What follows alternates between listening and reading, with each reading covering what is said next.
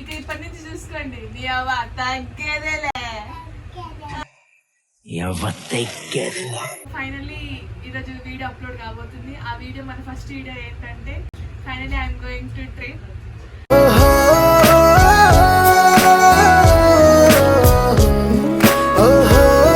బట్టలు సరిపోయినట్టున్నాయి. ఇంకొన్ని మమ్మీ తిట్టమాకు.